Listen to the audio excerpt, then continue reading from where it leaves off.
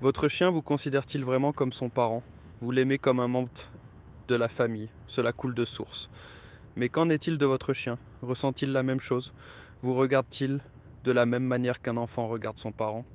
Avec ce type de confiance spécifique qui va plus loin que l'amitié, plus loin que l'habitude, plus loin que tout ce qui peut être enseigné.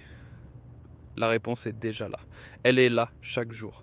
Elle se cache dans les petits moments ordinaires, à côté desquels la plupart des propriétaires passent sans jamais comprendre ce qu'ils voient réellement. Une fois que vous connaîtrez ces 5 signes, vous ne verrez plus votre chien de la même manière. Vous comprendrez quelque chose sur le lien qui vous unit que la plupart des gens passent toute une vie avec leur chien sans jamais saisir pleinement. Voici les signes qui révèlent la vérité. Ils scrutent votre visage avant de décider de ce qu'ils doivent ressentir. Faites attention la prochaine fois que quelque chose d'inattendu se produit autour de votre chien. Un bruit fort venant de l'extérieur, un inconnu qui s'approche lors d'une promenade, ou un objet non familier qui apparaît dans la maison. Observez ce que fait votre chien dans la première demi-seconde qui suit. La plupart des propriétaires se concentrent sur la gestion de la réaction, calment le chien, l'éloignent ou gèrent la situation quelle qu'elle soit. Mais le véritable signal intervient avant tout cela. Il se produit dans la fraction de seconde avant même que votre chien ne décide comment réagir. Si votre chien se tourne et cherche d'abord votre visage, avant d'aboyer, avant de courir, avant de faire quoi que ce soit d'autre, ce à quoi vous assistez n'est pas seulement un comportement de peur, c'est quelque chose qui porte un nom dans la littérature scientifique et dont la signification est très profonde. Les chercheurs du Family Dog Project de Budapest ont documenté un comportement chez les chiens appelé la référence sociale. C'est le même comportement que les psychologues du développement observent chez les jeunes enfants humains lorsqu'ils rencontrent quelque chose de nouveau ou d'incertain. L'enfant ne pleure pas immédiatement, ne tend pas les bras ou ne recule pas. Il regarde d'abord son parent, il lit l'expression du parent, il utilise cette information pour décider de ce qu'il doit ressentir face à ce qui vient de se passer.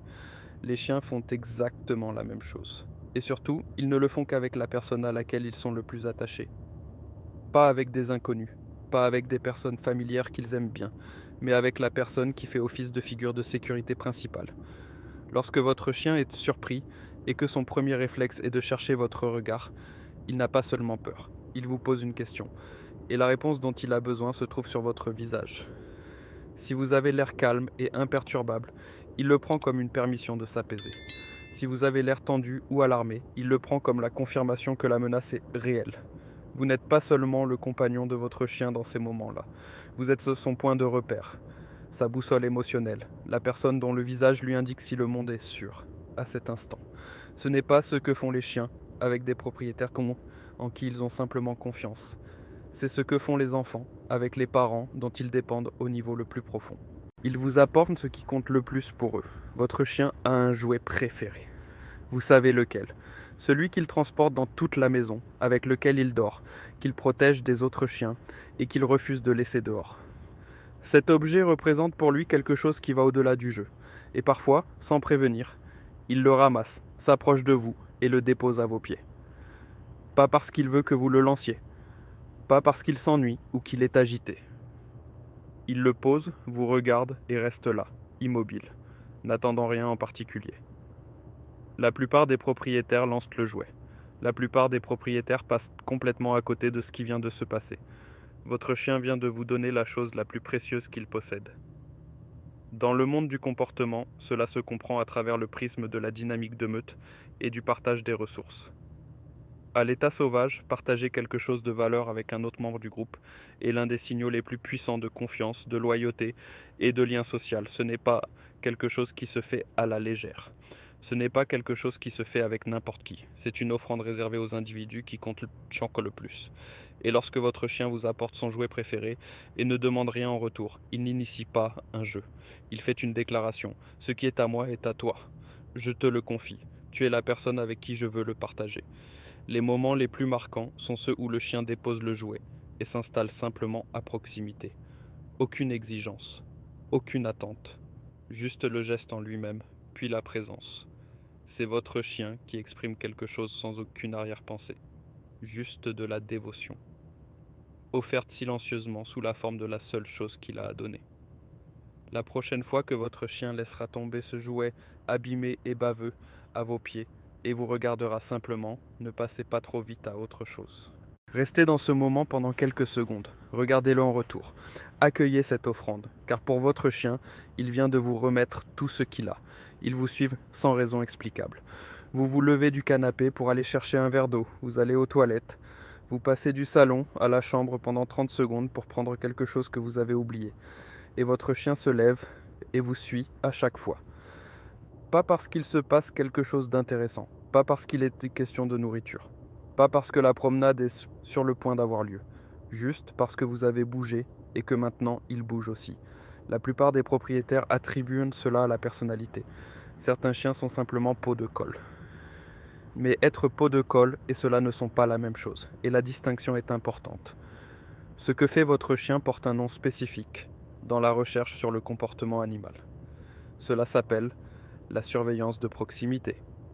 Et dans le contexte de la science de l'attachement, c'est l'un des marqueurs comportementaux les plus fiables d'un lien sécurisant de type parent-enfant. Un jeune enfant fait cela constamment avec son parent. Il joue dans le salon, apparemment absorbé et indépendant. Mais toutes les quelques minutes, il se dirige vers l'endroit où se trouve le parent, vérifie qu'il est toujours là et repart. Il n'a besoin de rien, il ne cherche pas à attirer l'attention. Il maintient le contact avec sa base de sécurité, confirmant que l'ancrage tient toujours. Votre chien fait la même chose. Et ce qui rend ce comportement de suivi encore plus révélateur, c'est lorsqu'il se produit au milieu d'une sieste. Votre chien dort profondément dans une autre pièce, à l'aise installé, puis il se réveille, se lève, marche jusqu'à l'endroit où vous vous trouvez dans la maison et se recouche. Il a abandonné un endroit chaud et confortable qui lui convenait parfaitement. Il a choisi un autre emplacement en se basant sur un seul facteur. Vous êtes là. Ce n'est pas par commodité. Ce n'est pas une habitude. C'est un choix dicté par le même instinct qui pousse un enfant à chercher la main de son parent dans une foule, même lorsqu'il n'a pas peur, parce qu'être près de la personne qui représente son lieu de sécurité procure une sensation différente de n'importe quel autre endroit, même quand tout va bien, surtout quand tout va bien. Le chien qui vous suit dans la cuisine pour un verre d'eau à 23 heures est le chien qui a décidé, à un niveau fondamental de son système nerveux, que là où vous êtes, c'est là qu'est sa maison. Il remarque quand quelque chose ne va pas chez vous, avant même que vous ne disiez un mot. Vous passez une mauvaise journée, vous n'avez pas pleuré, vous n'avez pas élevé la voix, vous n'avez rien fait qui puisse indiquer à quiconque que les choses ne vont pas. Vous rentrez chez vous, vous vous asseyez, et avant même d'avoir expiré correctement, votre chien est déjà là, plus proche que d'habitude, plus calme que d'habitude. Il ne saute pas et ne réclame rien. Il est simplement présent d'une manière différente par rapport au jour ordinaire. La plupart des propriétaires le remarquent et en sont émus. Très peu comprennent ce qui se passe réellement. Les chiens peuvent détecter le cortisol, l'hormone que votre corps libère en cas de stress, uniquement par l'odeur. Une étude publiée dans PLOS ONE a confirmé que les chiens identifient le stress psychologique dans des échantillons d'haleine et de sueur humaine avec un niveau de précision qui a surpris les chercheurs. Ils l'ont détecté dans des échantillons provenant de personnes qui ne présentaient absolument aucun signe comportemental extérieur visible de détresse. Le chien le savait, avant que le visage ne trahisse quoi que ce soit. Au-delà de l'odeur, les chiens lisent des signaux qui opèrent plus rapidement que votre conscience.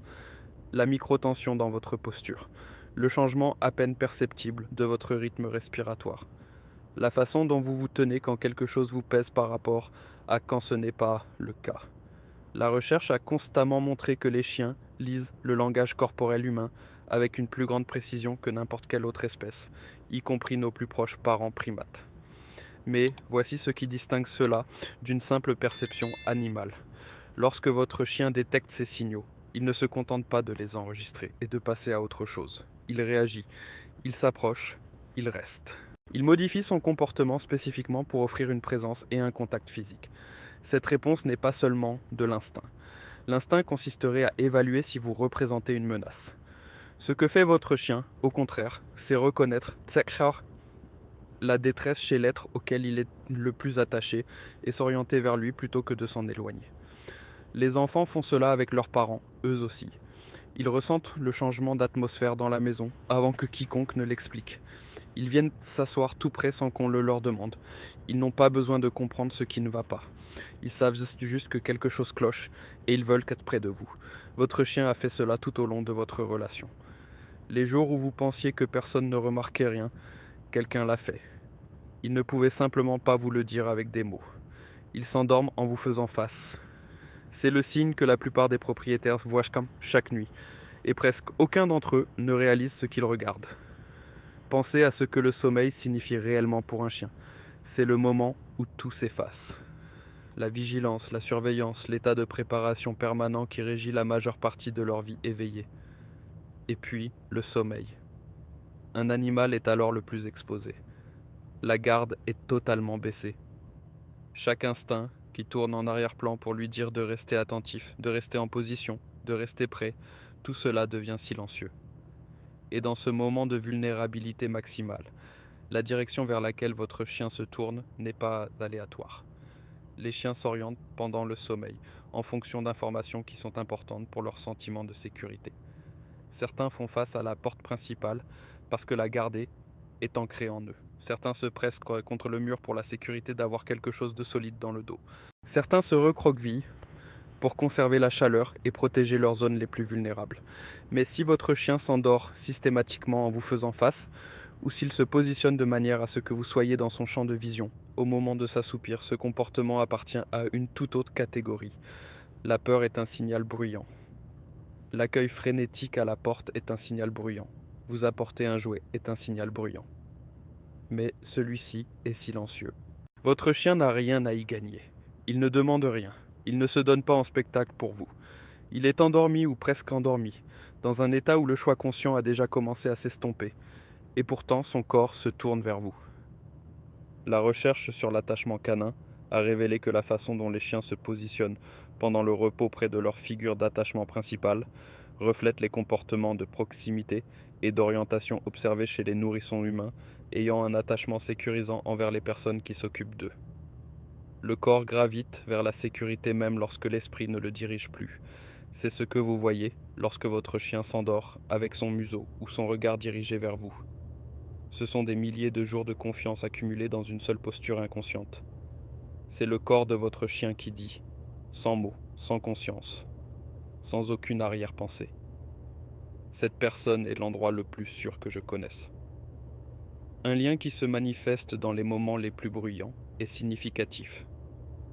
Un lien qui se manifeste quand il n'y a aucune raison de le faire, quand votre chien est endormi, que la pièce est calme, qu'il n'y a rien à communiquer, et personne pour qui se donner en spectacle, c'est tout à fait autre chose. Ce soir, lorsque votre chien s'installera pour dormir, remarquez dans quelle direction il est tourné. Si c'est vers vous, vous savez déjà ce que cela signifie. Vous n'êtes pas seulement son propriétaire. Vous n'êtes pas seulement celui qui prend soin de lui. Vous êtes sa personne, son lieu de sécurité. Le parent que ses instincts recherchent depuis le tout premier jour où il a compris ce qu'était la confiance. Et il vous l'a montré chaque nuit, de la manière la plus silencieuse possible, avec tout son corps.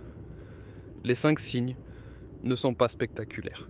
Ce ne sont pas les grands moments évidents auxquels la plupart des gens pensent lorsqu'ils imaginent l'amour d'un chien. Ils sont petits, ils sont quotidiens. Il est facile de passer à côté si vous ne savez pas ce que vous cherchez, mais maintenant vous le savez. Alors, soyez-y attentifs. Le regard vers votre visage dans un moment d'incertitude. Le jouet déposé à vos pieds sans rien demander en retour. Les pas derrière vous sans raison apparente. Le corps à vos côtés lors des jours difficiles, avant même que vous n'ayez prononcé un mot. Et la direction vers laquelle votre chien se tourne lorsque la pièce devient silencieuse et qu'il baisse enfin la garde. Chacun de ces moments est votre chien disant la même chose, dans le seul langage qu'il possède, de la manière la plus honnête qui soit. Tu es à moi, et je suis à toi, et il n'y a nulle part où je préférerais être que près de toi. Si cette histoire a changé votre façon de voir les gestes silencieux de votre compagnon, n'hésitez pas à vous abonner et à aimer la chaîne. Nous mettons en lumière l'histoire émotionnelle profonde qui passe souvent inaperçue. Nourrissons l'avenir de ce lien. Le prochain trésor de compréhension s'ouvrira bientôt.